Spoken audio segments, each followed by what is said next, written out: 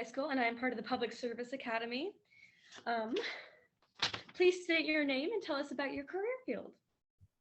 Sure. Yeah. So my name is Jack Taylor. I'm an officer with the Independence Police Department. I've been here with Independence about 24 years. So started as an officer back in 1997 and kind of worked through several different units, patrol unit, community services unit, things like that. I just came out of being an SRO with the school district. I was there for about 14 years working in the schools.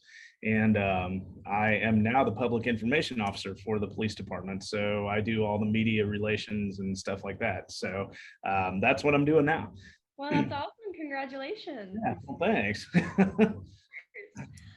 Okay.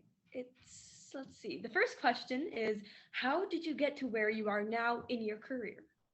Yeah, so talking about that just a little bit, yeah, I touched on a second ago so I started out in our patrol unit when I hired on, spent a couple of years there, and I went to our accident investigation unit. So I kind of thought, investigating car crashes might be kind of cool, figure out what happened, things like that. So I did that and came out of there and went to our community services unit where we did, it was basically drug interdiction and drug elimination for like public housing properties. So like Hawker Heights, Pleasant Heights, Southview Manor, stuff like that, where our public housing is. Worked a little bit in Hawthorne Apartments, things like that. So did that for a while, came back to the road to the patrol unit where I was a field training officer. So when we got new recruits out of the academy and things like that, I trained them. They rode with me for several weeks while we taught them how to do the job here. And after that, I did that for a little while, and then went to be an SRO. And I was an SRO for a long time, like 14 years. Kind of roamed around all the different schools and ISD, and took care of some stuff for Fort Osage and Blue Springs and all that along the way. So and now I'm here. So so that's kind of how my career evolved.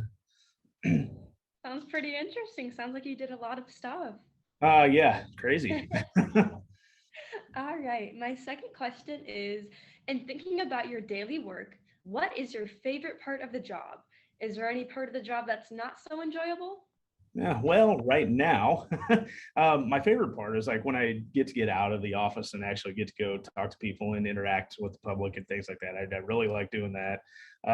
Probably the not so favorite part is all the not so glamorous stuff that you see behind the scenes, all the paperwork and answering emails and phone calls and all that kind of stuff. That's all stuff that's got to be done, but probably not my favorite part at all. I like being out and like being about. But that's this position. Other positions that I've held, particularly like being an SRO and things like that. I think probably my favorite part is when I know that I'm able to make a difference with someone that I'm working with. So I might have a student that has housing issues or abuse issues or something like that somewhere, and I'm able to either get resources together or myself be able to help out. That's probably the the best thing that I think. And of course the downside to that is always the paperwork afterwards. You get 30 minutes, an hour of fun time, and actually get to go do stuff, and then you get 6 hours of paperwork after that. So it's just it's one of those things that's probably the part that I don't like much about my job, but yeah, you got to do it, right? Absolutely, yes. Yeah. I've interviewed a few other people and they said pretty much the same thing, that the Yep. paperwork Paperwork job falls short, but yes. it's the other part that people it out, right? Yeah, right. Being able to make a difference in someone's life, I'm sure is an amazing feeling. Oh yeah, it's awesome. When you've made a difference. I mean, sometimes you feel like you're just spinning your wheels constantly, and when you actually see that result happen, that's pretty cool. So That's what keeps you going. Yeah, I yeah, understand. absolutely. All right. What was your very first job and what did you learn from that experience? Oh man. Yeah, so my first job was yeah, well, that's going back a little bit. I was in high school. My first job was actually a dishwasher at a restaurant.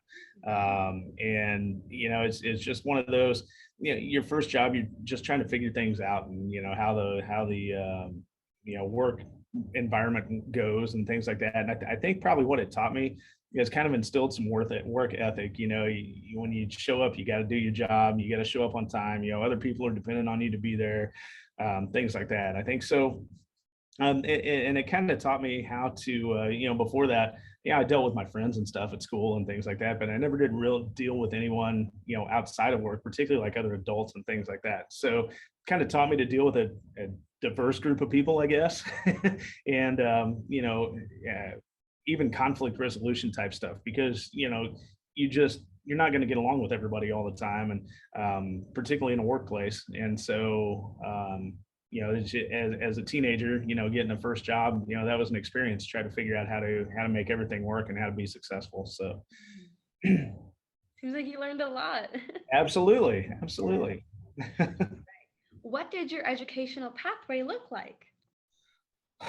So for me, it was, I always knew I wanted to be a police officer, even when I was, probably even in middle school. I knew that's what I wanted to do. I also knew that being a police officer didn't necessarily require any kind of college degree or anything like that. But you also can't be a police officer until you're 21. So, it's just one of those. I thought, well, what am I going to do in between the time I graduate high school and the time I turn 21? I can't just sit around. I got to do something. So I went to, it's now Metropolitan Community College, at Longview Community College, and did my associate's degree in criminal justice.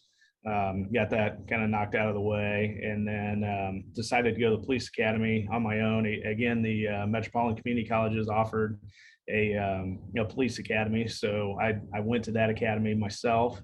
And then coming out of the academy, I got hired on with Independence. So that was really kind of my educational background. I know a lot of guys are coming into the field now and things like that with bachelor's degrees and all that kind of stuff. So it was just one of those. I had to figure out something to do, while I was in between that, and I thought, well, that can only help me out, having some kind of degree. Absolutely, So that's what I did. yeah. I mean, obviously taking like criminal justice courses and like maybe psychology or sociology will definitely give you a Yeah, good definitely had that. Yeah. absolutely. Yeah, particularly like the sociology part, because a lot of what we do, in police work is, Deals with people. is dealing with people, absolutely. And so to be able to have at least that foundational background to build on, helped a lot. Absolutely. Basic understanding of human knowledge and why we do what we do. Absolutely, yep. Absolutely. Understandable, yeah. All right. What is your definition of success?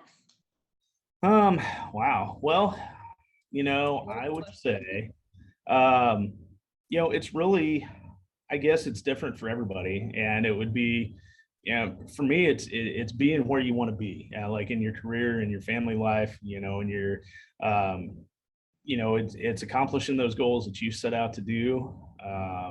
It's and like I said, it'd be different for everybody. But I think ultimately that's successful, is doing what you want to do, being where you want to be, and having your goals accomplished, the way that you have set out for yourself. Absolutely. Being able to provide for you and others and being able to be exactly where you want to be. Yeah. Correct. All right. What can students do now to help them prepare to get a job in this field in the future? Oh, in law enforcement? Okay. So, first off, stay out of trouble.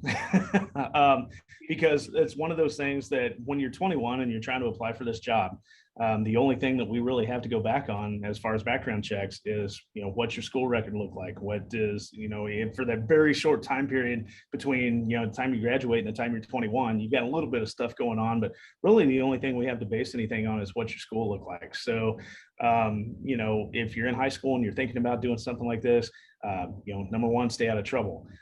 Drug use, I know a lot of, and I see this all the time as we get applicants in here and things like that, is that, oh, marijuana is okay, we just smoke a little weed. Don't. If you're going into this job, if you want to go into this job, just don't do it, because what's going to happen is it's going to keep you from getting a job, and you don't realize that when you're 21 and you're trying to apply, or when you're 17, 18, I guess you don't realize that till you're 21. You try to apply and then like, nope, we don't want you because you passed drug use or something like that. So just if you're looking at going into this, Education is always a plus. Not that we require it, but education is a plus because one of the questions that we ask is, "What have you done to prepare yourself for this job?" And so, any type of involvement with a police department or sheriff's department or something like that that you can do as a civilian before you apply to be a law enforcement officer would help. Any kind of education in this field would help. So, things like that, I would say would definitely give you a leg up on some other folks. So, Yeah, yeah, and in the Independence District, we have youth court attorneys. So I'm sure that yes. being able to do that, I'm in that. So being able to do that, getting some background in just criminology, just in the basic, Mhm. basic laws, especially using minors and being able to help them see a difference from just my age. I'm the same age as them, and being able to be like, hey, this is what you get. You have to do community service because of this. Being able to be like, once you turn 18, like you're getting to the big stuff. You got to realize what you're doing. I understand that you're Yeah.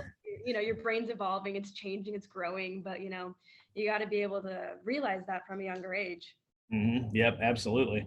So yeah, and being in youth court's a prime example. I mean, that's given you an experience that, not a lot of other people your age would get, working in court and dealing with, seeing what we're dealing with in society just in general, and with teenagers your own age and things like that. What's everybody doing? I mean, we always hear rumors and we always hear, through the grapevine, oh, so and so did this, or say you're actually getting to see it. I mean, you're seeing the police reports, you're seeing the charges and things like that. So I mean, we're just yeah. seeing a smidge of it. You guys Yep. see like all of it. We just see the little bits. We see the underage people. We see like the thrift shop, the Yeah.